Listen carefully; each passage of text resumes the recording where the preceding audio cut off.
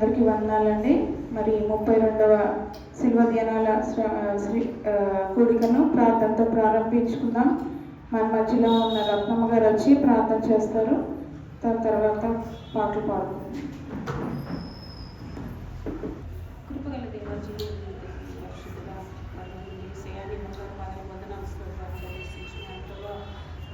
కాల సమయం నుంచి ఇప్పటి వరకు ప్రభావ మమ్మల్ని మీ చల్లలేని రెక్కలు కాచి కాపాడి వచ్చి సాయంకాలం సమయమైన ప్రభావ తండ్రి మేము ఈ యొక్క సులువ ధ్యానాలను ధ్యానించుకున్నట్టు మమ్మల్ని నడిపించిన విధానం బట్టి వందనాలు స్తోత్రాలు చెల్లిస్తున్నాను. కూడి వచ్చిన ప్రజల బిడ్డలు దీవించండి, ఆశీర్వదించండి ప్రభావ. జీవగలిగిన తండ్రి పాటలు పాడని బిడ్డలకు ప్రభావ పాడగా బిడ్డలకు చక్కని స్వరాలను దయచేయని ప్రార్థిస్తున్నాను ప్రభావ. అదేవిధంగా ప్రభావ తండ్రి కూడి వచ్చిన ప్రతి ఒక్క బిడ్డను దీవించేసి ఆశీర్వదించండి ప్రభావ. మరి సమయానికి రావాలని ఆశ కలిగిన ప్రతి ఒక్క బిడ్డకు సమయానికి వచ్చేటప్పుడు మీరు కృప చూపించమని ప్రార్థిస్తున్నాను. జీవగలిగిన తండ్రి మరి అదేవిధంగా ప్రభావ ఈ యొక్క దైవజనుడు ప్రభావ వాక్యం మీద పోచుండకు ప్రభావ ఆ బిడ్డను సెలవు చాటున మరుగుపరుచుకొని ప్రభావ మాకు కావాల్సిన ఆత్మీయహారాన్ని మాకు దయచేయమని ప్రార్థిస్తున్నాను ప్రభావ. అవును ప్రభావ మాలో ఉన్నవాడు లోకంలో ఉన్నవానికంటే గొప్పవాడు అని ప్రభావ నిజాన్ని ఉంటే ప్రభావ మేము భయంతోను వణుకుతోను మా యొక్క రక్షణ కొనసాగే బిడ్డలుగా మమ్మల్ని చేయమని ప్రార్థిస్తున్నాను. ఒక 32 రోజుల ప్రభావ మేము మమ్మల్ని సరి చేసుకున్నటకు మీరు ఇచ్చిన గొప్ప ధన్యతను బట్టి వందనాలు స్తోత్రాలు చెల్లిస్తున్నాను ప్రభావ. ఇంకను ప్రభావ ఎన్నో ప్రభావ గొప్ప విషయాన్ని గురించి తెలుసుకున్నటకు మీరు మీ యొక్క కృప దయచేయమని మా ప్రభు మీ యొక్క ఆత్మని మా మధ్యలో ఉంచమని మా ప్రభు యేసుక్రీస్తు పరిశుద్ధ నామములో ప్రార్థించి వేడుకుంటున్నాను స్వామి. నన్ను ఎంతగానో ప్రేమించాను, నన్ను ఎంతగానో కరుణించాను అని పాడుకోండి. నన్నెంతగానో ప్రేమించెను, నన్నెంతగానో కరుణించెను నా యేసుడు. నా పాపము నా శాపము తొలగించెను, నన్ను కరుణించెను, నన్నెంతగానో ప్రేమించెను. సాతాను బంధాలలో జీవపుడంబ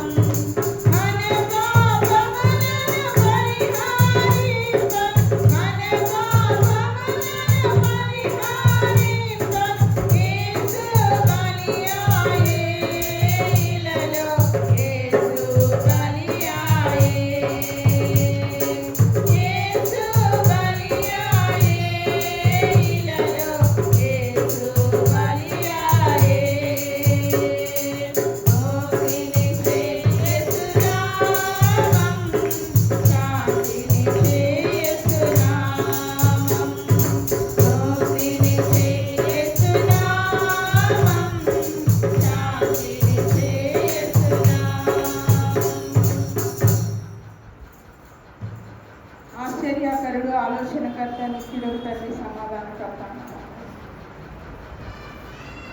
ఆశ్చర్యకరుడు, ఆలోచనకర్త, నిత్యుడగు తండ్రి, సమాధానకర్త. ఆశ్చర్యకరుడు, ఆలోచనకర్త, నిత్యుడగు తండ్రి, సమాధానకర్త.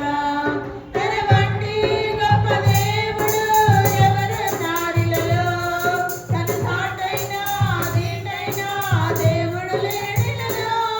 తన వంటి గొప్ప దేవుడు ఎవరున్నారిలలో, తన సాటైన దీటైన దేవుడు లేడిలలో.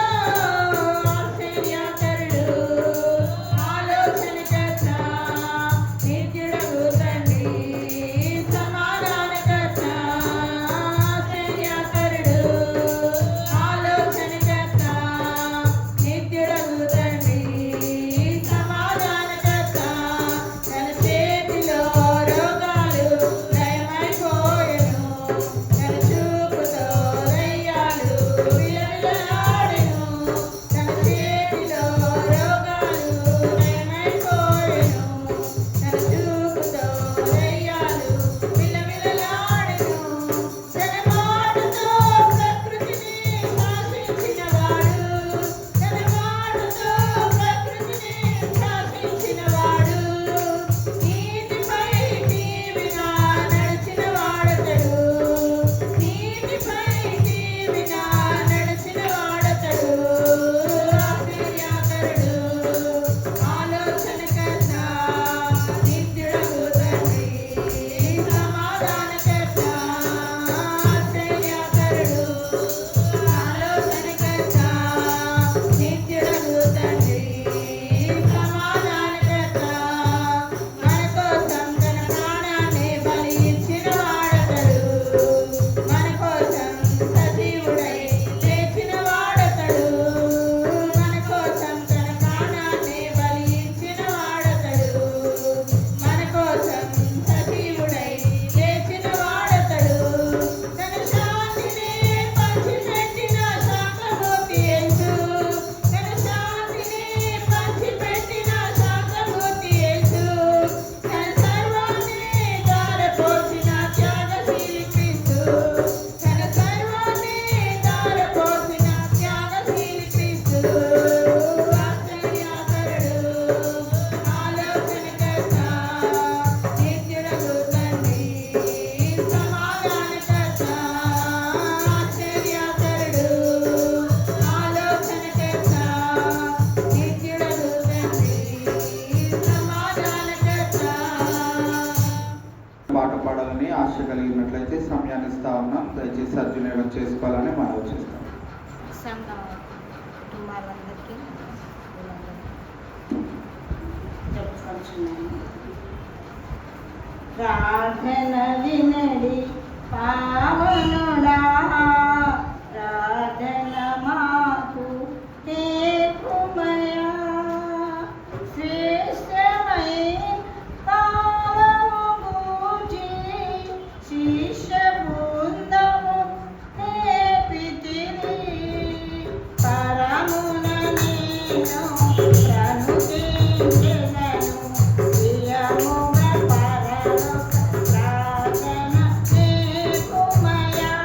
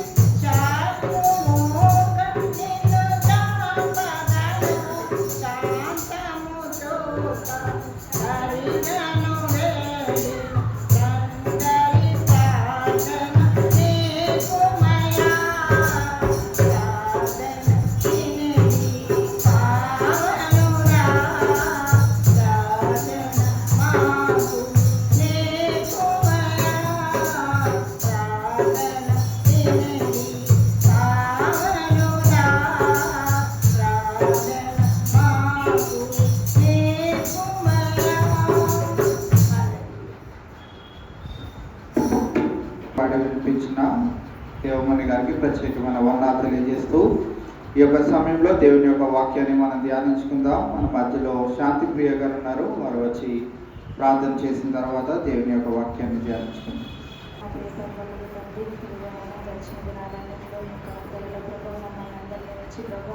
ఇదిగో నేను ఉపవాస దినంలో ప్రభు మరొక దినాన్ని సన్నిధిలో గడపడానికి నా అందరికి ఇచ్చిన అవకాశాన్ని బట్టి నామస్తులు స్తోత్రం చెల్లించుకొచ్చున్నానయ్యా. ఇదిగో నేను ఇదివరకు పాటలు పాడడం స్థుతించి ఆరాధించడానికి నాకు ఇచ్చిన గొప్ప సమయాన్ని బట్టి వందనాలు ప్రభు.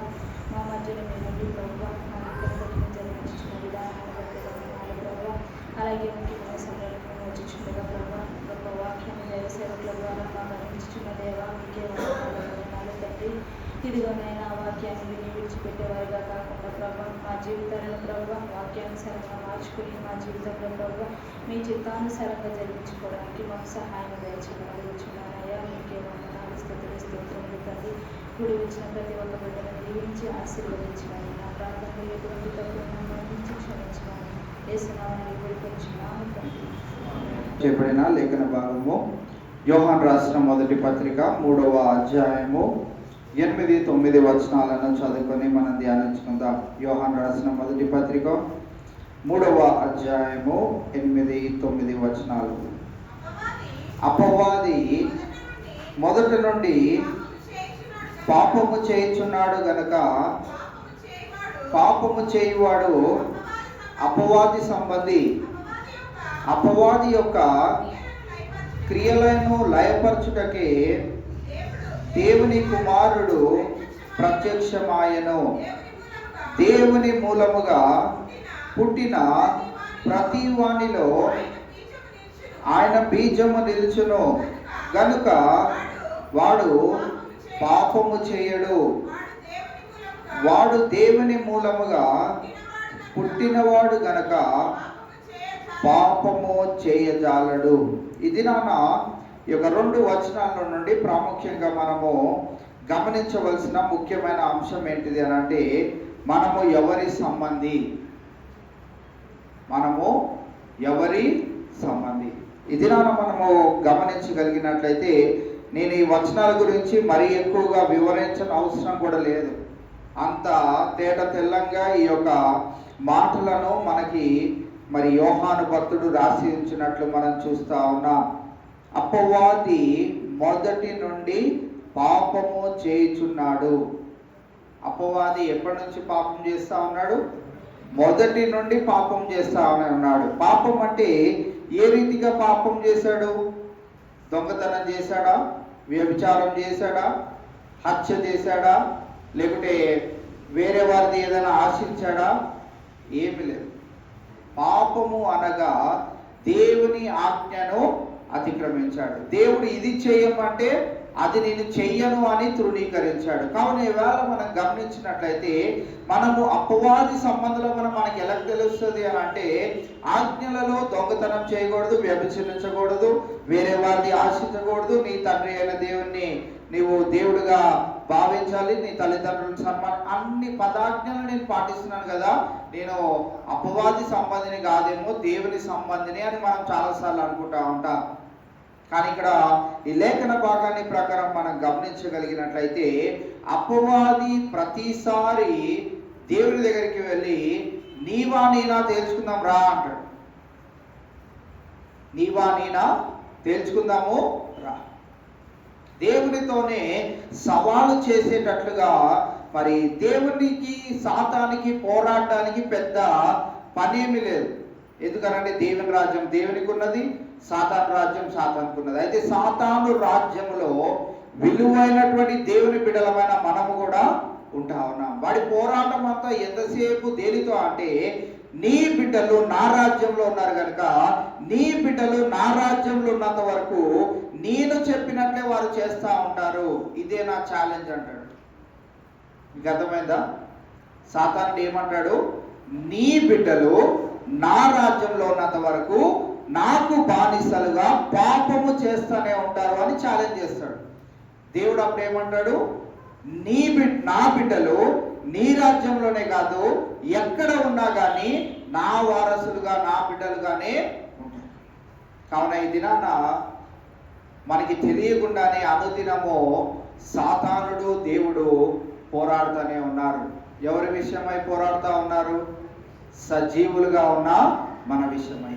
మరి విశేషముగా దేవుని బిడ్డలుగా పిలువబడుచున్న మన విషయమై నిరంతరము వారు పోరాడుతూనే ఉన్నారు. ఈ దినము చూడు, కావాలంటే నీ బిడ్డ పొద్దున ఒక ప్రామిస్ చేశాడు కదా, అయ్యా నేను ఈరోజు ఎలాంటి దోషము చేయను, ఈరోజు నా నోటి ద్వారా ఎలాంటి దూషణకరమైన మాటలు మాట్లాడను, ఈరోజు ఎవరిని బాధ పెట్టను, ఈరోజు ఎవరికి మరి నేను హాని చెయ్యను, నీ ప్రేమను కనపరుస్తాను, నీ సువార్తను ప్రకటిస్తాను అని నీ బిడ్డ మొదటి దిన ప్రారంభంలో ప్రార్థన చేసుకొని వెళ్ళాడు కదా. రాత్రి ఇంటికి వచ్చినప్పటికీ ఒక్క పని కూడా చేయనే చేయదు. నీ సంబంధిగా నీ బిడ్డ లేనేలేడు, నా సంబంధిగానే ఉన్నాడు. చెప్పుకోవడానికి ఏమని అంటున్నాడంటే, నేను దేవుని సంబంధి. నేను ఎవరినో తెలుసా? నేను క్రైస్తవుణ్ణి, నేను దేవుని విశ్వాసిని, యేసుక్రీస్తు ప్రభువారి యొక్క మరణపు పునరుత్థానయందు నమ్మిక ఉంచే వ్యక్తిని అని చెప్పుకుంటున్నాడు. కానీ వాస్తవానికి నువ్వు గమనించినట్లయితే నీ బిడ్డగా లేడు. నా వారసత్వానికి చెందిన వాడిగా ఉంటా ఉన్నాడు. కావున మనం గమనించినట్లయితే అపవాది మొదటి నుండి కాదు, చివరి వరకు, వాడి అంతము వచ్చేంత వరకు వాడి ఏ స్వభావంతో ఉంటాడు? పాపం అనే స్వభావంతోనే ఉంటాడు. దేవునికి నచ్చని పనినే దేవుడు ఇలా చేయమంటే నీవు ఇలా చేయమన్నావు కనుక నేను అలా చెయ్యను. వాడి స్వభావం ఎంతసేపు ఆ రీతిగానే ఉంటది. కావున అపవాది మొదటి నుండి పాపము చేయుచున్నాడు కనుక పాపము చేయువాడు ఎవరి సంబంధి? అపవాది సంబంధి. అంతేకాదు ఇంకేమంటున్నాడు? అపవాది యొక్క క్రియలను లయపరచుటకే దేవుని కుమారుడు ప్రత్యక్షమాయను.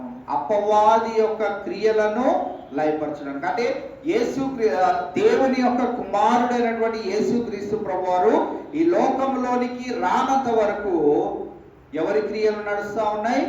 అపవాది యొక్క, సాతాను యొక్క క్రియల చేత తన బిడ్డలే కావచ్చు, ప్రవక్తలే కావచ్చు, రాజులే కావచ్చు, యాజకులే కావచ్చు, ప్రతి ఒక్కరూ ఆయన అపవాది పథకాల్లోనే ఉంటా ఉన్నారు కనుక అపవాది యొక్క క్రియలను లయపరచుటకు దేవుని కుమారుడు ప్రత్యక్షమాయను. యోహాను రాసిన సువార్త 8వ అధ్యాయము 44వ వచనాన్ని ఒకసారి మనం చదివినట్లయితే, యోహాను సువార్త 8వ అధ్యాయము 44వ వచనం, మీరు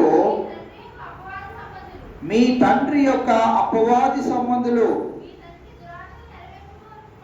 మీ తండ్రి దురాశలను నెరవేర్చుకోరుచున్నారు. ఆది నుండి వాడు నరహంతకుడయ్యుండి సత్యమందు నిలిచిన వాడు కాడు, వాని యందు సత్యమే లేదు. వాడు అబద్ధమాడినప్పుడు తన స్వభావము అనుసరించి మాటలాడును.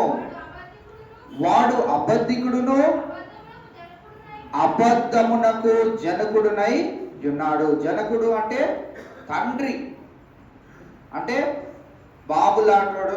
మన భాషలో చెప్పుకోవాలంటే ఎవరైనా అబద్ధం చెప్పే వాళ్ళు ఉన్నారంటే వాళ్ళకి రోల్ మోడల్ ఎవరు అంటే ఈ అపవాది, సాతానుడు. అటువంటి క్రూరమైనటువంటి వాడిగా మనం ఇక్కడ చూస్తా ఉన్నాం. ఇక్కడ మనం కొన్ని అంశాలను కనుక గమనించగలిగినట్లయితే, మీరు మీ తండ్రి యగు అపవాది సంబంధులు అనే మాటను యేసుక్రీస్తు ప్రభువారు తెలియజేస్తూ ఏమేం చేస్తారు వారు అంటే, మీ తండ్రి దురాశలు నెరవేర్చగోరుచున్నారు. ఏం చేస్తారు వీళ్ళు? అపవాది సంబంధులు ఏం చేస్తారు? తండ్రి యొక్క దురాశలు. తండ్రి యొక్క దురాశలు విశ్వాసులు ఏ రీతిగా నెరవేరుస్తారు చెప్పండి? అపవాది యొక్క దురాశలు ఏంటిది? మొట్టమొదటిగా అపవాది యొక్క దురాశలు ఏంటి? విశ్వాసులతో దురాశలు, సాతాను యొక్క దురాశలు విశ్వాసికి ఏ రీతిగా సంబంధమై ఉంటాయి? నేను ఒకటి చెప్తే కదా మీకు స్టార్టింగ్ ప్రాబ్లం, కాబట్టి నేను ఒకటి చెప్పాలి, తర్వాత మీరు 4 చెప్తారు. సో స్టార్టింగ్ ఏంటిది అని అంటే, దేవునికి మనల్ని దూరపరచడము వాని యొక్క ఆలోచన. 2 2 ప్రార్థన చేయబుద్ధి కాదు. కొన్ని అవసరతల నిమిత్తమై ప్రార్థన చేస్తున్నప్పుడు కొన్ని దినాలు అయిపోయిన తర్వాత ఆ దేవుడు తీర్చడేమో, దేవుడి చిత్తం కాదేమో అని సింపుల్గా తీసుకొని దాన్ని ఏం చేస్తామంటే మనము దూరం చేసేస్తూ ఉంటాం. ఆ దేవుడు చేయడేమో అని మనకి మనమే ఆలోచన కలిగి అలా చేస్తూ ఉంటాం. ఆ 3 బైబిల్ వాక్యము చదవకుండా ఉండడం. ఆ వాక్యం ఎంత చదివినా కానీ నాకేమి బుర్రకెక్కట్లేదని కొంతమంది ఏం చేస్తూ ఉంటారు అంటే బైబిల్నే పక్కన పెడతారు. 4 మందిరానికి రాకుండా అనేకమైనటువంటి పనులను మనకి పెడతా ఉంటాడు. కావున ఈవేళ మనం గమనించినట్లయితే అపవాది సంబంధులైన వారు వారి తండ్రి అయినటువంటి అపవాది దురాలోచనలు నెరవేర్చే వారిగా ఉంటారు. ఆదివారం రాగానే సాతానుడికి దేవునికి పోటీ.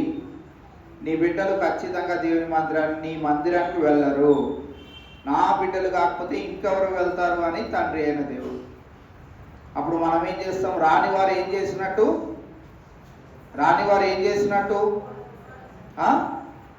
అపవాదిని గెలిపించిన వారు, వచ్చిన వారు ఏం చేసినట్టు? దేవుణ్ణి గెలిపించినట్టు. కావున ఈవేళ మనం గమనించాలి, చిన్న చిన్నవే లేటుకి వెళ్తే ఏమైంది? ఇంత పని ఉంది కాబట్టి నేను లేటుకి వెళ్ళాను, లేకుంటే నేను తొందరగానే వెళ్తాను కదా. ఎప్పటికీ వెళ్ళను. మనకి ఎప్పుడైనా కంగారు లేదంటే, నేను అందుకే మీకు ప్రతిసారి జ్ఞాపకం చేసే విషయం ఏంటిదనంటే, వారమంతా మీరు ఉద్యోగాలు చేసుకొని తిరిగి క్షేమకరంగా మీ ఇంటికి రావాలి అని అంటే 7వ రోజైనటువంటి విశ్రాంతి దినాన్ని కూడా అంతే భక్తి పార్వశాలతో మీరు మీ ఉద్యోగానికి వెళ్ళే దానికంటే పరుగులు పెడుతూ దేవుని మందిరానికి రావాలి. వారమంతా దేవుడు నిన్ను నన్ను కాపాడేస్తే నువ్వు తిరిగి ఆయనకి ఏం చేస్తున్నావు అంటే, నేను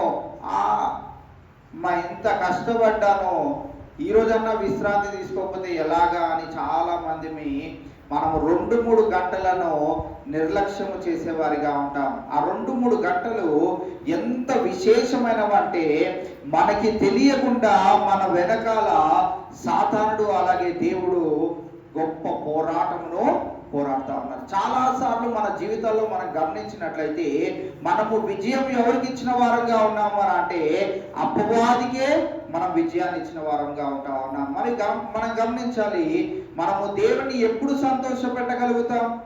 ఇలా అనుదినము అనుక్షణము మన జీవిత విధానాలను బట్టి మనము అపవాదిని గెలిపిస్తూ వస్తున్నట్లయితే మనము దేవుని సంబంధులుగా, దేవుని బిడ్డలుగా, దేవుని సంతోష పెట్టేవారిగా మనం ఎలా ఉండగలుగుతాం? కావున ఈవేళ మనము గమనించవలసిన ప్రాముఖ్యమైన విషయం ఏంటిది అంటే, మీ తండ్రి అయిన అపవాది దురాశలు నెరవేర్చ కోరుచున్నారు. అంతేకాదు, ఆది నుండి వాడు నరహంతకుడై ఉండి సత్యమందు నిలిచిన వాడు కాదు.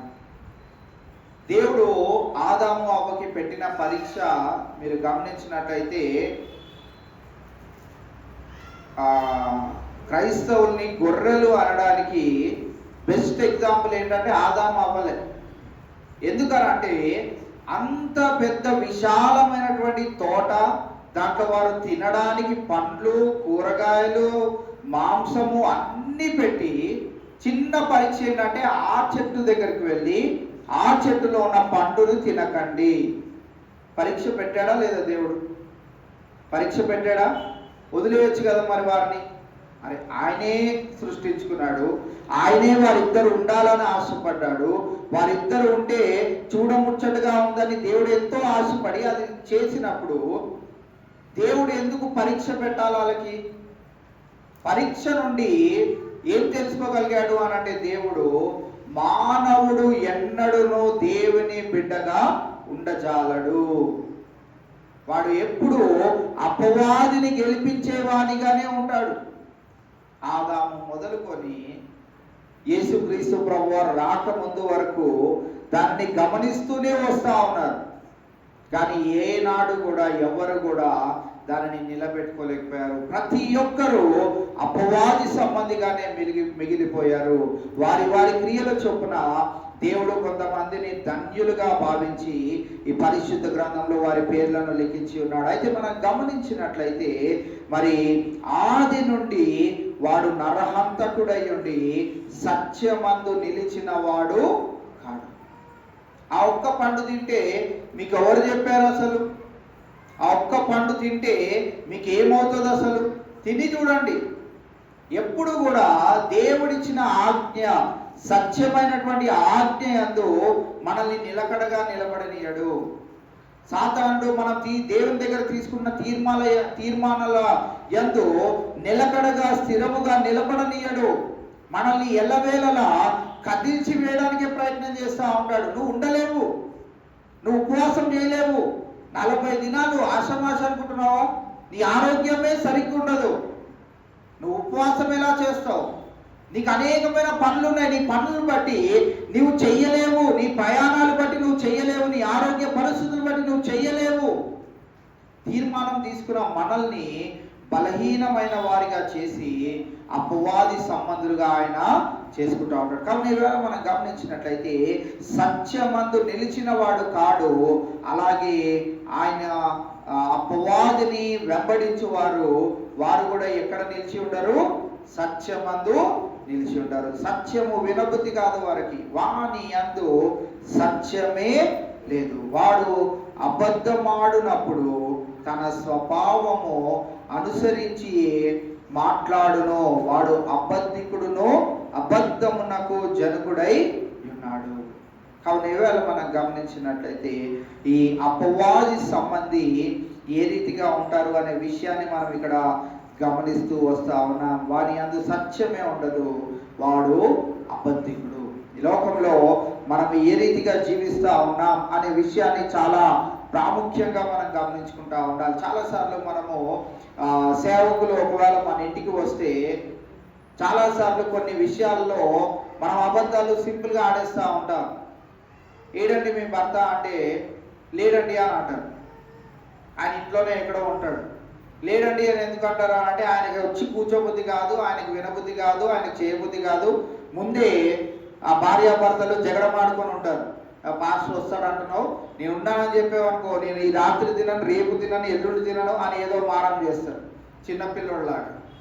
ఎందుకు అంటే సత్యము వినాలి అన్నట్లుగా వారికి ఉండనే ఉండదు. సత్యములో నిలకడగా ఉండడము వారి వల్ల కాదనుకుంటారు కనుక వారికి తెలియకనే ఈ అపవాది సంబంధమైనటువంటి క్రియలను వారు జరిగించే వారిగా ఉంటారు. కావున ఇవాళ మనము గమనించినట్లయితే చాలామంది చాలాసార్లు టీవీలు కూడా మార్చేస్తూ ఉంటారు.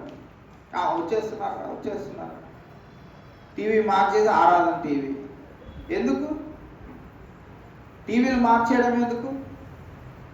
ఏదైనా చేస్తుంటే పాస్టర్ గారు వచ్చేస్తున్నారని భయమో, విశ్వాసులు వచ్చేస్తున్నారని భయమో, ఇంకొకరు వచ్చేస్తున్నారనే భయము కాదు. గోడల్లో నుంచి దేవుడు చూడలేడా చెప్పండి? మీరు అగాధమందు ఉన్నా కానీ నా చూపు అక్కడ కూడా ఉన్నది అని దేవుడు సెలవిస్తా ఉన్నాడు. ఎక్కడ ఉంటే అగాధమందు, కొండల్లో గుహల్లో ఎక్కడ దాక్కున్నా కానీ ఆయన యొక్క చూపు కొండల్లో నుంచి కూడా నీ మీదకి అలాగా మనం ఇప్పుడు డైరెక్ట్ గా చూసుకున్నప్పుడు ఎలా ఉందో ఆయనకి కొండల్లో గుహల్లో అగాధంలో ఎక్కడ దాక్కుని ఉన్నా కానీ నేను ఎలా కనపడతామంటే ఏ అడ్డు లేనట్లుగా కనపడతా ఉంటాం. మనం ఎప్పుడు భయపడవలసింది ఎవరికి అని అంటే మన దేవాది దేవునికి. కావున ఈవేళ మనం గమనించినట్లయితే అబద్ధికులుగా మనం ఉండకూడదు. సేవకులు ఏం చేయలేరు. సేవకులు కూడా పాపులుగానే ఉంటారు. సేవకులు కూడా ఒకసారి వారి యొక్క ప్రొఫెషన్ నుండి దిగినప్పుడు వారు కూడా విశ్వాసులే. వారిని వారు దేవుని ఎదుట పరిశుద్ధంగా కనపరుచుకోవలసిన వారే. కావున ఈవేళ మనందరము సేవకులైనా విశ్వాసులైనా ఎవరైనా కానీ భయపడవలసింది ఎవరికి అని అంటే నిరంతరము మన పైన కనుదృష్టి ఉంచుతున్న దేవాది దేవునికి. కావున మన వెనకాల తెలియకుండా అపవాది అలాగే దేవాది దేవుడు నిరంతరము పోరాడుతూనే ఉన్నారు. పోరాడేటప్పుడు మనం దేవుని గెలిపిస్తున్నామా, అపవాదిని గెలిపిస్తున్నామా అనే విషయాన్ని మనము చాలా జాగ్రత్తగా గమనించుకోవాలి. అందుకే ఇక్కడ యోహాను రాసిన మొదటి పత్రిక 3:8 రాయబడిన మాట ఏంటంటే, అపవాది యొక్క క్రియలను లయపరచుటకి దేవుని కుమారుడు ప్రత్యక్షమాయను. మరణం అంటే మనందరికీ భయం. యేసుక్రీస్తు ప్రభువారు మరణం అంటే నాకు భయమే లేదు అని, ఓ మరణమా నీ ముల్లెక్కడా, ఓ మరణమా నీ విజయం ఎక్కడా అని సవాలు విసిరినట్లు తన పరిశుద్ధతను కాపాడుకొని మనందరి కొరకై తాను ఈ చావు అంటే మీ అందరికీ భయం ఉండకూడదు, నా యందు ఎవరైతే విశ్వాసం ఉంచుతారో వారు ఎన్నటికి కదల్చబడరు, ఎన్నటికీ వారి యందు భయం ఉండకూడదు అని ఆ వాగ్దానాలు ఎందుకు రాసి ఉంచాడు అని అంటే, యేసుక్రీస్తు ప్రభువారు ఆ రీతిగా జీవించి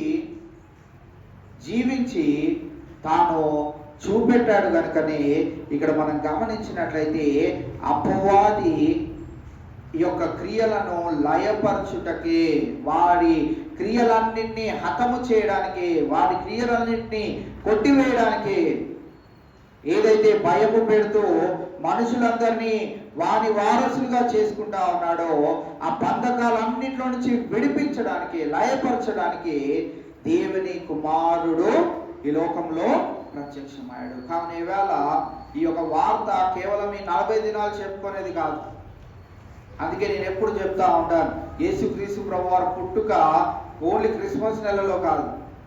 యేసుక్రీస్తు ప్రభువారి యొక్క మరణము కేవలము ఈ ఈస్టర్ ముందు 40 రోజుల్లో కాదు. ఆయన పునరుద్ధానుడై లేచాడు అని ఈస్టర్ రోజు కాదు. అక్కడి నుంచి 50 రోజులు దేవుడు తిరిగి మళ్ళీ ఆయన తన శిష్యులకు కనపరచబడుటకు ఆయన ఈ లోకంలోనికి వచ్చాడు అని పెంతెకోస్తు పండుగ అవన్నీ ప్రాముఖ్యమైనవి కాదు, కానీ అవన్నీ కలయికగా అనుదినము వాటిని జ్ఞాపకం చేసుకుంటూ మనము ముందుకు జీవించవలసిన వారమై ఉన్నాం. కావున ఇవాళ మనం గమనించినట్లయితే అపవాది సంబంధి ఆ రీతిగా ఉన్నట్లయితే దేవుడు వారి క్రియలన్నింటినీ లయపరచడానికి తన కుమారుణ్ణి ప్రత్యక్షపరచడం మనము చూస్తా ఉన్నాం. 9వ వచనాన్ని మనం చూస్తే, దేవుని మూలముగా పుట్టిన ప్రతి వానిలో ఆయన బీజము నిలుచును గనుక వాడు పాపము చేయడు. ఇది నానా యేసుక్రీస్తు ప్రభువారి యందు ఆయనే నా సొంత రక్షకుడని ఎందరైతే అంగీకరించి ఉన్నారో, నీటి ద్వారా బాప్తిసం పొందుకొని ఉన్నారో, వారి హృదయములలో యేసుక్రీస్తు ప్రభువారు నిలిచి ఉండేటట్లు ఎవరైతే ఆశపడుతున్నారో వారిలో ఎవరి బీజం ఉన్నది? దేవుని యొక్క బీజం. దేవుని యొక్క బీజము వారిలో ఉండడం మనం చూస్తా ఉన్నాం. దేవుని మూలముగా పుట్టిన ప్రతి వానిలో ఆయన బీజము నిలుచును గనక వాడు ఏం చేయడట? పాపము చేయడు. ఇది నాన్న మనం రిపీటెడ్గా పాపము చేస్తా ఉన్నాము అని అంటే మనలో ఏం లేదు? దేవుని యొక్క బీజం లేదు, దేవుని యొక్క లక్షణాలు మనలో లేవు. కావున ఇవాళ మనం గమనించినట్లయితే మనము పాపము చేస్తున్నామంటే మనం అపవాది సంబంధులమని, ఒకవేళ మనము పాపము నుండి విముక్తులం అవుతున్నామంటే దేవుని బీజము మనలో ఉంటూ ఆయన లక్షణాలు, ఆయన గుణ లక్షణాలను మనం కలిగి జీవిస్తున్నామనే విషయాన్ని మనము గమనించుకోవచ్చు. కావున చాలా 2 నెలల నుంచి నేను చేస్తున్న ప్రతి విధమైనటువంటి ప్రయత్నాల్లో చాలామంది మార్పులు గమనిస్తూ ఉన్నారు కదా, మార్పులు గమనిస్తూ ఉన్నారు. అంటే మీకు ఎవరికి కనిపించలేదేమో, వీడు లావుగానే ఉండి మళ్ళీ సన్నగా అయిపోయిన ఓవర్ యాక్షన్ చేస్తున్నాడంటే అనుకుంటున్నారేమో. ఓకే, పర్వాలేదు, ఏదైనా కానీ సంతోషమే. మీరు సమాధానం చెప్పకపోతే నేను ఇలాంటి ఆన్సర్లు మీకు ఇస్తాను. అది సో ఓకే, ఏదైనా పర్వాలేదు. నాకు నేను ఎలా గమనించుకుంటున్నానంటే పాతగా టైట్ అయిపోయిన షర్ట్లన్నీ వేసుకుంటున్నాను నేను. సో వేసుకుంటుంటే మళ్ళీ నాకు ఎలా ఉందంటే అవి అరే ఏంటి ఇంత లూజ్ కుట్టించాను ఏంటి అన్నట్టు అనిపిస్తుంది నాకు. సో ఒక మార్పు ఏదైతే మనము చూస్తూ ఉంటామో మన జీవిత విధానంలో కూడా మనం ఒక మార్పును చూస్తూ రావాలి. అపవాది సంబంధులుగా మనం ఇలా ఉండకూడదు అని అంటే ఇంకొక మార్పు అయినా మనలో ఉండాలి. రెండే రెండు. ఈ క్రైస్తవ జీవితంలో లేకుంటే ప్రతి మానవునికి, ఈ లోకంలో పుట్టిన ప్రతి మానవునికి దేంట్లో అయినా రెండే ఆప్షన్లు ఉంటాయి. మనం చాలాసార్లు నానా ఆప్షన్లు వెతుక్కుంటా ఉంటాం.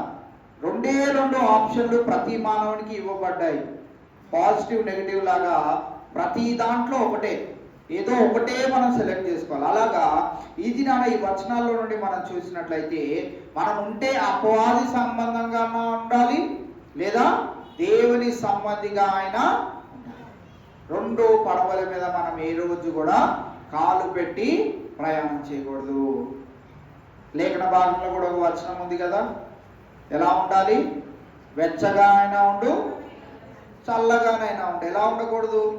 నులివెచ్చని స్థితిలో మనం ఉండకూడదు. అది దేవునికి ఇష్టమైన జీవిత విధానము కాదు. నేను ఈ 40 దినాలు చాలా పవిత్రంగా నన్ను నేను కాపాడుకుంటానంటే నేను ఎప్పుడు మీకు చెప్తా ఉంటాను, మనకంటే పవిత్రంగా ఈ లోకంలో అన్యులు చాలా భక్తి పారవశాలతో చేస్తూ ఉన్నారు, దీక్షలు చేస్తూ ఉన్నారు. వారు ఉపవాసాలు చేస్తే ఇంకా వారి దేవుళ్లకు వారు ఒక అర్పణములుగా వారు అర్పించేసుకుంటా ఉన్నారు. మనం ఎలా ఉన్నాము? యేసుక్రీస్తు ప్రభువు శిలువ పైన. అందుకే మా 10th క్లాస్ స్కూల్లో మా మేడం క్యాథలిక్, ఆవిడ ఫాస్టింగ్ చేసేది. ఆవిడ ఫాస్టింగ్ చేస్తే ఆవిడ ఫాస్టింగ్ లాగా చేయడం అంటే అసలు ఎంత ఆనందంగా ఉంటుందంటే, ఒక పనావిడిని పెట్టుకొని ఇంత లోటాడు మజ్జిగ తాగేది, మధ్యాహ్నానికి ఇంత లోటాడు జ్యూస్ తాగేది, ఆ సాయంత్రం అయ్యేటప్పటికి ఒక బౌల్ నిండా డ్రై ఫ్రూట్స్ తినేది. డ్రై ఫ్రూట్స్ తిని సాయంత్రం మళ్ళీ ఒక మజ్జిగ గ్లాసు, ఒక లోటాడు మజ్జిగ, మళ్ళీ జ్యూస్. 40 రోజులు ఆవిడ డైట్ ఇదే. చేయగలుగుతారా మీరు? మేము అన్నమే తినాలండి అంటారా? 40 దినాలు ఈ డైట్ నేను కొంటాను అంటే మీరు చేయగలుగుతారా? చేయలేరా? ఇంత మంచి డైట్ ఎంత మార్పు వచ్చేది తెలుసా? మా మేడంలో నల్లగా ఉండేది ఆవిడ 40 దినాల తర్వాత ఈస్టర్ రోజు తెల్లగా ఉండేది. మళ్ళీ యథావిధిగా ఈస్టర్ రోజు వేసేస్తాం కదా, 40 రోజులు వాటా అంతా ఈస్టర్ రోజు వేసేస్తాం. అందుకే ఈస్టర్ రోజు చూడండి మీరు రేట్లు ఎక్కువగా అమ్ముతారు. ఎందుకంటే వీళ్ళు 40 రోజులు తినకుండా ఈరోజు ఖచ్చితంగా వేటాడే పులిలాగా మన అందరి షాపుల పైన పడతారా అని వాళ్ళు కూడా రూపాయి ఎక్కువ పెట్టుకొని వాళ్ళు వ్యాపారం చేస్తూ ఉంటారు. ఈ రోజున మనం గమనించినట్లయితే మనము చేసే ప్రతి విధమైనటువంటి భక్తిలో మనలో దేవుని లక్షణాలు ఉంటున్నాయా, సాతాను లక్షణాలు ఉంటున్నాయా? అది చాలా ప్రాముఖ్యంగా మనల్ని మనము గమనించుకోవాల్సిన వారమై ఉంటా ఉన్నాం. యోహాను రాసిన మొదటి పత్రిక 12-13 వచనాలు మనం చూసినట్లయితే మొదటి అధ్యాయం 12-13 యోహాను సువార్త. తను ఎందరు అంగీకరించిరో వారందరికీ, అనగా తన నామమందు విశ్వాసం ఉంచిన వారికి దేవుని పిల్లలగుటకు ఆయన అధికారము అనుగ్రహించెను. వారు దేవుని వలన పుట్టిన వారే గాని రక్తము వలనైనను, శరీరేచ్ఛల వలనైనను, మనుష్యేచ్ఛల వలనైనను పుట్టిన వారు కాదు. వాస్తవానికి మనం గమనించినట్లయితే ఈ లోకంలో ప్రతి మానవుడు శరీరేచ్ఛల వలనైనా, మనుష్యేచ్ఛల వలనైనా, లేకుంటే రక్తం వలనైనా ఈ లోకంలోనికి రావాల్సిందే.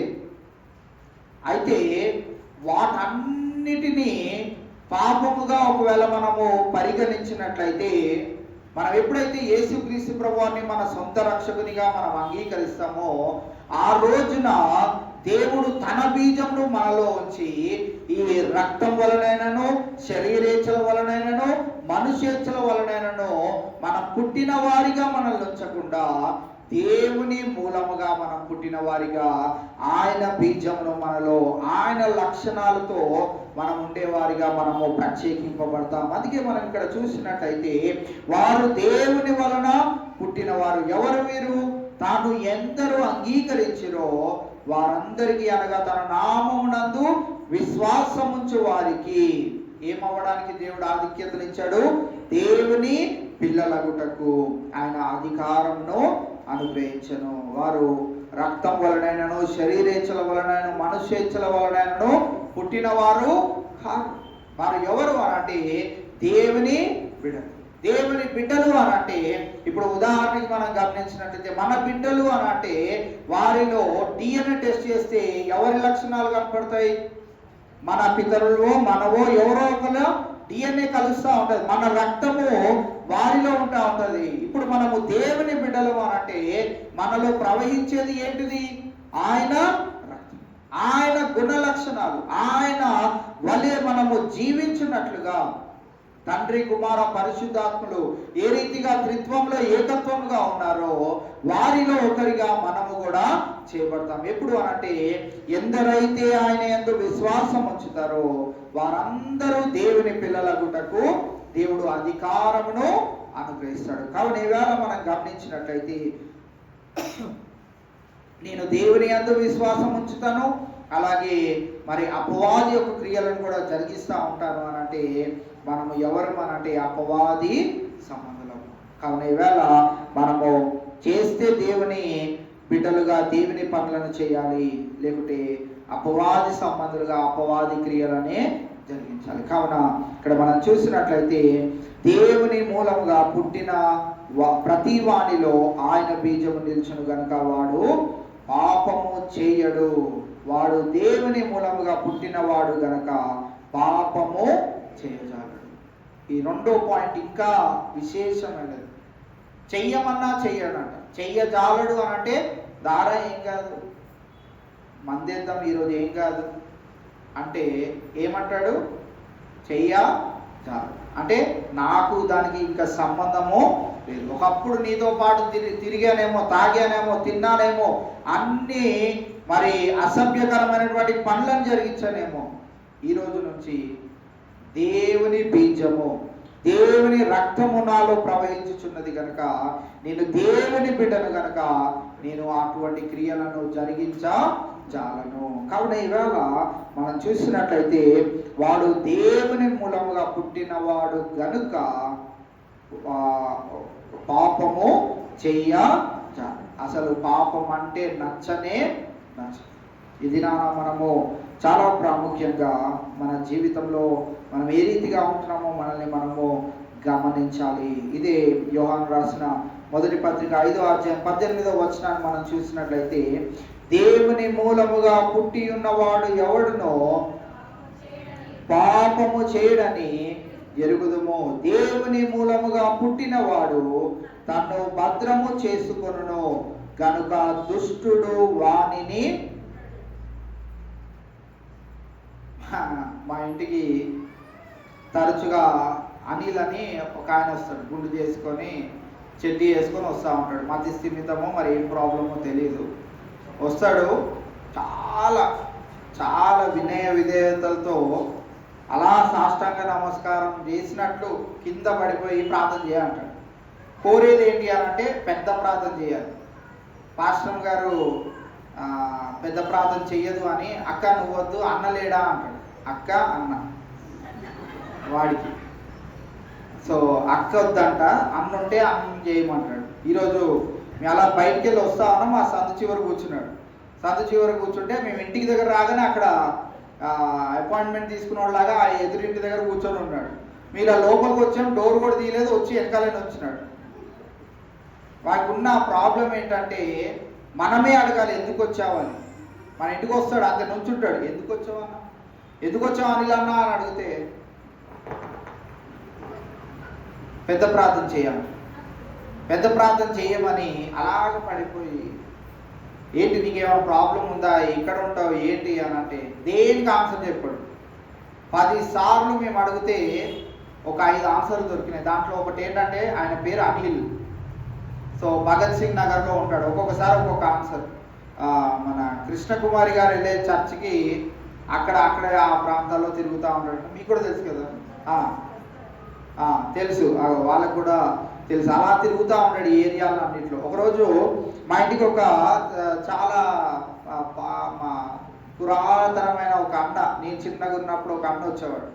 ఆ అన్న ఇప్పుడు పాస్టర్ అయిపోయి నేను దయ్యాలను వదలగొడుతున్నాను ఆంటీ అని అంటే కరెక్ట్ అదే టైంకి మనోడు వచ్చి ఏం మాట్లాడాడో సాష్టాంగ నమస్కారం చేసేసి అన్న షాక్ అయిపోయాడు. ఇంత భారీ శరీరం వచ్చి ఇక్కడ పడిపోయి ఇలా ప్రార్థన చేయమన్నాడు ఏంటి అని అలా ప్రార్థన చేసి పంపిగానే అంటే ఈ అబ్బాయి పైన ఆత్మశక్తులు చాలా ఉన్నాయన్నట, చాలా ఉన్నాయని చాలా ఉన్నాయని అంటే ఏం చేయగలుగుతాం ఇప్పుడు?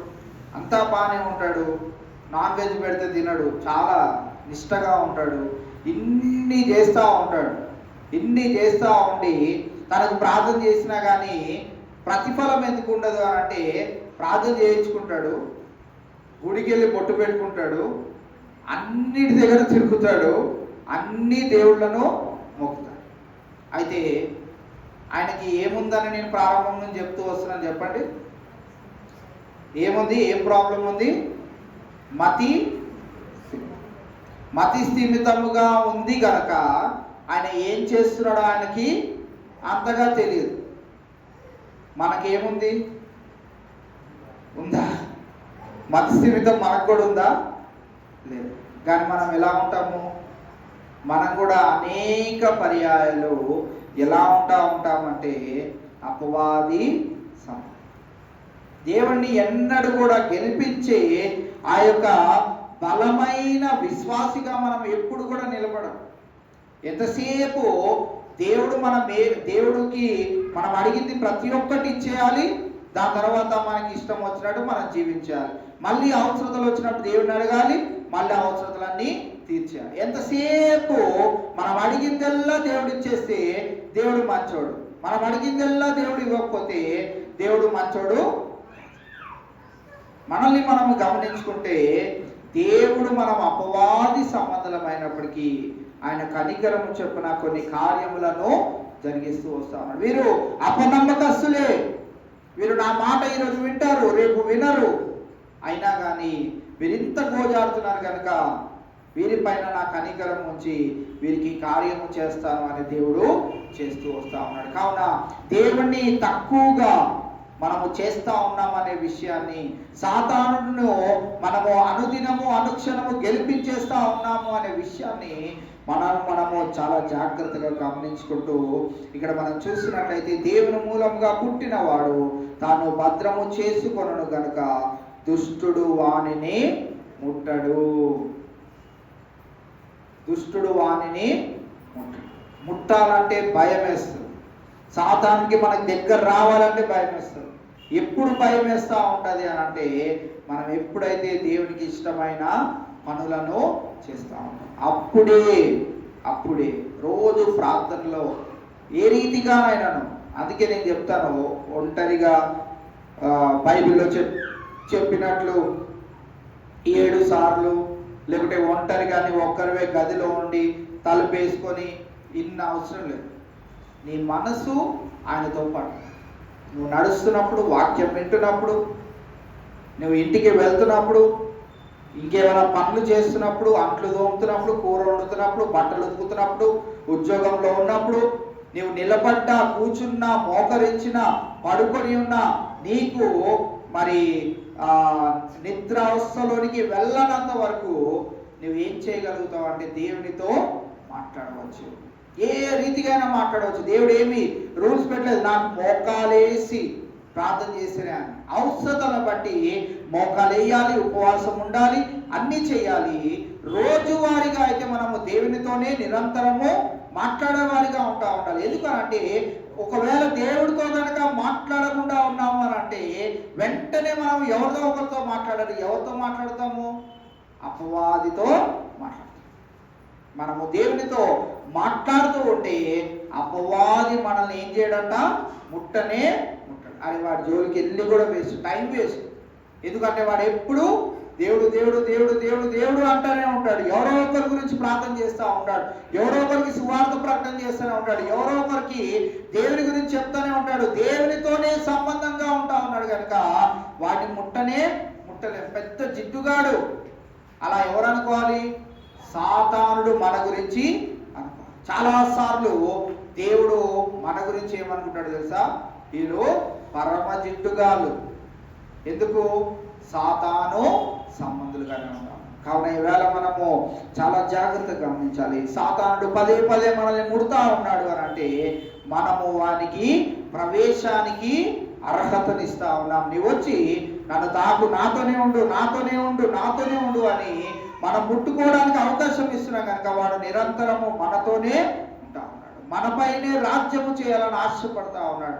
అనేక విధములుగా నువ్వు ప్రార్థన చేసినా కానీ ఏం ఫలితం లేదులే, ఆ దేవుడిని నమ్ముకొని అనవసరము, ఆ దేవుడిని నమ్ముకున్నావు అనుకో ఈ లోకంలో నీవు జీవించలేవు, బ్రతకలేవు అని నానా విధాలుగా మనల్ని కృంగదీస్తూ ఉంటాడు. వాటన్నిటిలో నుంచి మనం జయం పొందుకోవాలంటే మనము దేవుని సంబంధులుగా, దేవుని లక్షణాలను మన జీవితంలో మనం కలిగి ఉండగలిగినట్లయితే వాడు దేవుని మూలముగా పుట్టినవాడు గనుక పాపము చేయజాలడు. సాతానుడు, అపవాది వారిని ముట్టుకో.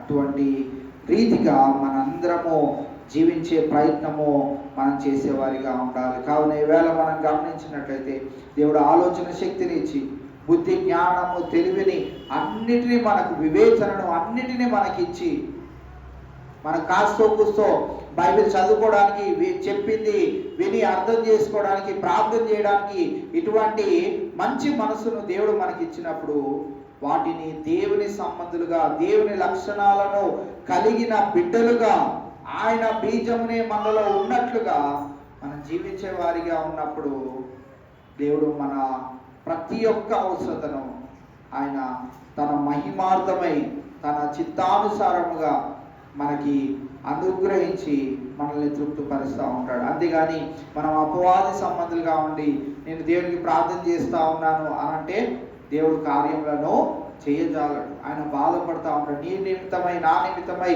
దుఃఖపడతా ఉంటాడు. కావున ఆయన దుఃఖపరిచే వారిగా మనం ఉండకుండా మనం ఎవరి సంబంధులమో మనల్ని మనము గమనించుకుంటూ, జ్ఞాపకం చేసుకుంటూ, మనల్ని మనము భద్రపరుచుకుంటూ, మనల్ని మనము కాచి కాపాడుకుంటూ, సాతానుడు మనల్ని ముట్టడానికి కూడా భయపడి ఆ యొక్క భక్తిని, ఆ యొక్క విశ్వాసాన్ని మనందరము కొనసాగించినట్లుగా పరిశుద్ధాత్మ దేవుడు మనందరికీ ఆ రీతి సహాయము దయచేయను గాక. దేవుడి కొద్ది మాటలు మనందరి వెనుకల్లో భద్రపరచును గాక. చివరి ప్రార్థన చేసుకుందాం. మరి అనుదినము చెప్పబడే ఆ యొక్క మరి ప్రార్థనాంశాల నిమిత్తమై, అలాగే మీటింగ్స్ నిమిత్తమై, మీటింగ్లో జరగబోయే ప్రతి ఒక్క కార్యక్రమాల్లో, మరి అలాగే వచ్చే ఆదివారం మండల ఆదివారపు ఆరాధనలో, మరి గుడ్ ఫ్రైడే ఆరాధనలో, ఆ తదుపరి పరిశుద్ధ వారంలో, ఈస్టర్ ఆరాధనలో, ప్రతి ఒక్క ఆరాధనలో దేవుడు తన మహిమార్థమై జయప్రదంగా కూడికలను జరిగించుకున్నట్లుగా మనందరం ప్రార్థన చేద్దాం. చివరి ప్రార్థన మన మధ్యలో ఉన్న బ్రదర్ సతీష్ గారు వచ్చి చేస్తారు. దాని తర్వాత కూడికను మనం ముగించుకుందాం. అలాగే ఈ దినాన మరి మా అక్క బావలను ప్రేమించి దేవుడు మరి యొక్క శ్రేష్టమైన దయా కిరీటాన్ని వారి దాంపత్య జీవితంలో ఇచ్చి ఉన్నాడు. అందుని బట్టి దేవాది దేవునికి వందనాలు తెలియజేసుకుంటూ, వారు మనల్ని ప్రేమించి మరి పలహారం తీసుకొని వచ్చి ఉన్నారు. వారి గురించి, వారి కుటుంబం గురించి కూడా ప్రార్థన చేయవలసిందిగా కోరుకుంటున్నాను. స్థుతులు స్తోత్రాలు ప్రభావ, నిన్న నేడు రేపు ఏకరీతిగా ఉన్న దేవుడు ప్రభువనైనా, ఏ యోగ్యత అర్హత లేనట్టునైనా కేవలం నీ కృపనైనా మమ్మల్ని కాచుకుని కాపాడుకునైనా ఈ రోజు నీ సన్నిధిలో కూర్చుని గొప్ప భాగ్యాన్ని ఇచ్చినందుకు నీ కోట్లాది స్థుతులు ప్రభావ. కేవలం నాయన నీ కృప చేత మమ్మల్ని ఆకర్షించుకున్నాయన. ఎంతోమందికి నాయన ఈ భాగ్యం లేదు ప్రభా. లోకంలో ప్రభా నశించుకోవచ్చినప్పుడు నాయన నువ్వు ఏర్పరచుకున్న నీ సన్నిధిలోనైనా ఒక మేలైన శ్రేష్టమైన మందిరంలోనైనా నీ శ్రేష్టమైన వాక్యాలనైనా మా జీవితాలను కట్టుకునే గొప్ప భాగ్యాన్ని ఇచ్చావు. నీకు స్థుతులు స్తోత్రాలు ప్రభా. కేవలం నాయన మేము ఒక పాపులుగా ఉన్నప్పటికీ నాయన నీ యొక్క నాయన ప్రాణాన్ని మా కొరకునైనా బలిగా అర్పించిన దేవుడు ప్రభు. మరలానైనా నీ రాజ్యంలో మమ్మల్ని తీసుకెళ్ళటకునైనా గొప్ప రక్షణనైనా మాకు కలిగజేసిన దేవుడు ప్రభు. అయినా మాకు నైనా ఆ పరలోకంలోనైనా తీసుకెళ్ళటకునైనా ఒక వారధిగానైనా నిచ్చిన కలిగినైనా ఉన్న దేవుడు ప్రభు. నీపై అనుకునే గొప్ప భాగ్యాన్ని మాకు ఇచ్చిన నీకు స్థుతులు స్తోత్రాలనైనా. ఈరోజు నైనా నీ వాక్యాలను మా హృదయంలో దాచుకోవడానికి సహాయం చేయ. మా తలంపుల్లో, మా ఆలోచనలైనా మేము బ్రతుకుతున్న విధానం ద్వారా నీ గాయాలను రేపేవారిగానైనా ఎక్కడ ఉండవద్దు ప్రభానైనా. ఎక్కడ అవిశ్వాసులుగా పూర్తి విశ్వాసం ఉంచినైనా ఇదిగో ప్రభు యుగముల నీతనైనా గడిపే గొప్ప రాజ్యంలోనైనా మేము ఉండే గొప్పనైనా యొక్క మహిమను భాగ్యాన్ని మాకు దయచేసి ప్రభు. అయ్యా అలాగేనైనా ఇదిగో మీనలో జరిగినైనా కోటాల విషయంలో కూడా ప్రభా నీ కార్యం జరిగించిన వాతావరణం కరెంట్ కావాల్సిన ఆర్థిక వనరులను సిద్ధపరిచే దేవుడు ప్రభా ఎక్కడ అవమానకరంగా కాకుండా జయకరంగా జరగడానికి సహాయించినైనా అలాగేనైనా ఎగ్జామ్స్ రాసిన బిడ్డలనైనా మంచి రిజల్ట్స్ రావడానికి సహాయించినైనా తలగా ఉంచుతానన్న దేవుడు ఎక్కడ తోకగా ఉంచునన్నావు ప్రభానైనా నేను జ్ఞానం శక్తినినైనా దయచేయి ప్రభా అలాగే ప్రభా ఈరోజు మెసేజ్ చేసుకుంటున్నానైనా ఎక్కడైనా అక్కగారిని గుర్తు చేసుకోండి ప్రభానైనా వారి కుటుంబాలైనా వారి బిడ్డల చదువుల్లోనైనా వారి యొక్క ఉద్యోగాలనైనా దీవించండి ప్రభానైనా అయ్యా నువ్వునైనా ఇదిగో ప్రభా కేవలం నీ చేతి కింద నేను దీనులుగా ఉండినైనా మేము బలాభివృద్ధి పొందేవాళ్ళని నుంచి ప్రభు ఎక్కడ మా సొంత తెలివి మా జ్ఞానంనైనా ఎప్పటికీ ప్రభాది ప్రమాదమేనైనా కేవలంనైనా నీ హస్తాల మమ్మల్ని నుంచి మా కుటుంబాలని మా జీవితాలు అంతం వరకు నీలో కట్టబడినైనా స్థిరత్వం కలిగి జీవించే వారిని ఉంచినైనా నేను చిన్న ప్రదేశానికి చేర్చుకో ప్రభా చీరైన అంశాలంటే మన్నించి నేను క్షమించాను నా ప్రియస్కుమార్ని అడిగి వేడుకుంటున్నాను తండ్రి ఆమేన్. సాయంకాలం 7:30 గంటలకు కూడిక ఉంటుంది. అలాగే రేపు మధ్యాహ్న కాలము 1 గంటకు స్త్రీల కూడిక ఉంటుంది కనుక గమనించుకొని స్త్రీలైనటువంటి వారు ఆ కూడికకి రావాల్సిందిగా మనవి చేస్తా ఉన్నాం. అలాగే రేపటి సాయంకాలము 7:30 గంటలకు మరి శిల్వ ధ్యానాల కూడిక ఉంటుంది కనుక గమనించుకొని రావాల్సిందిగా మరి ఒకసారి మరి ప్రేమతో తీసుకొచ్చిన పలహారాన్ని మీరు అందరూ తీసుకొని వెళ్ళవలసిందిగా మీకు మనవి చేస్తూ ఈ కూడిక ఇంతటితో ముగిసిందని కూడా తెలియజేస్తాము. Thank you.